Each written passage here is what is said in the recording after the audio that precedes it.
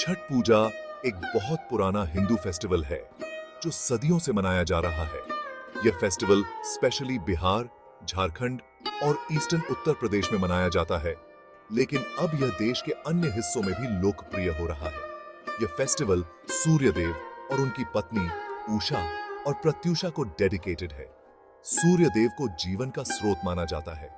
लोग सूर्य देव को thank you बोलने और उनसे हैप्पीनेस, प्रॉस्पेरिटी और गुड हेल्थ मांगने के लिए यह फास्ट रखते हैं।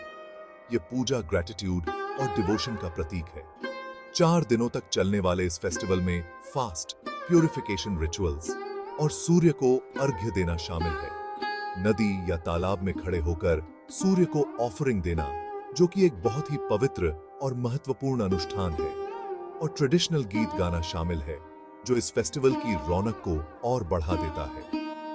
छठ पूजा भक्ति, आस्था और नेचर के लिए रिस्पेक्ट दिखाता है। यह फेस्टिवल हमें प्रकृति के साथ सामंजस्य में रहने की सीख देता है।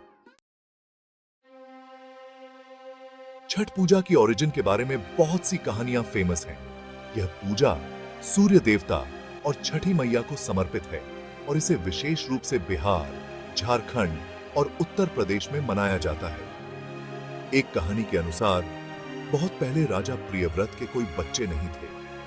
राजा प्रियव्रत एक महान और धर्मपरायण राजा थे, लेकिन उनकी कोई संतान नहीं थी, जिससे वे और उनकी रानी बहुत दुखी रहते थे।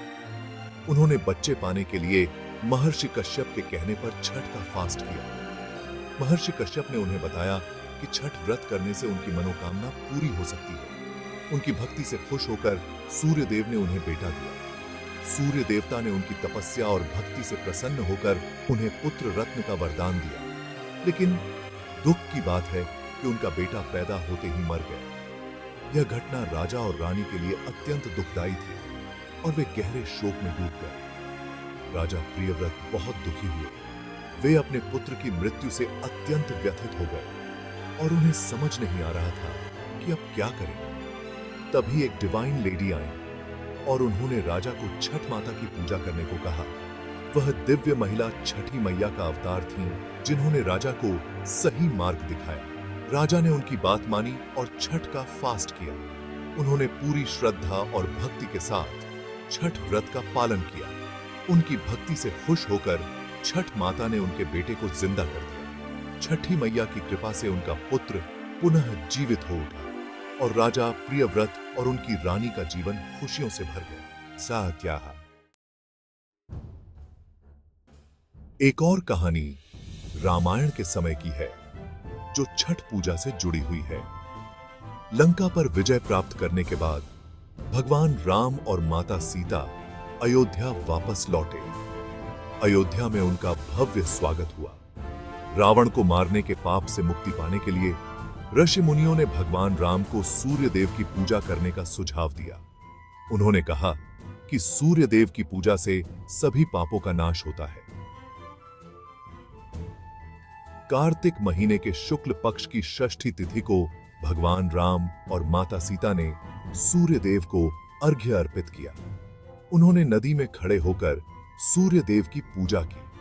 तभी से यह पर्व छठ पूजा के रूप में मनाया जाता है।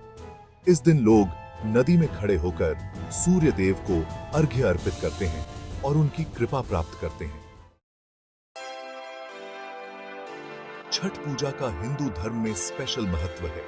यह फेस्टिवल सूर्य देव की पूजा और नेचर को थैंक यू बोलने का मौका देता है। यह फेस्टिवल हमें डेडिकेशन, त्याग और सेल्फ कंट्रोल का महत्व सिखाता है। छठ पूजा फैमिली और सोसाइटी में हार्मनी का भी प्रतीक है। इस दौरान लोग साथ आते हैं, ट्रेडिशनल गीत गाते हैं और एक दूसरे को शुभकामनाएं देते हैं। आज भी छठ पूजा उतनी ही इंपॉर्टेंट है जितनी पहले थी। यह फेस्टिवल हमें नेचर के साथ बैलेंस बनाकर रखने और उसके लिए ग्रेटफुल रहने का मैसेज देता है। यह हमें लाइफ में सिंप्लिसिटी, सेल्फ कंट्रोल और डेडिकेशन का महत्व सिखाता है। है छठ पूजा केवल एक फेस्टिवल नहीं, बल्कि आस्था, समर्पण और नेचर के लिए प्यार दिखाता है।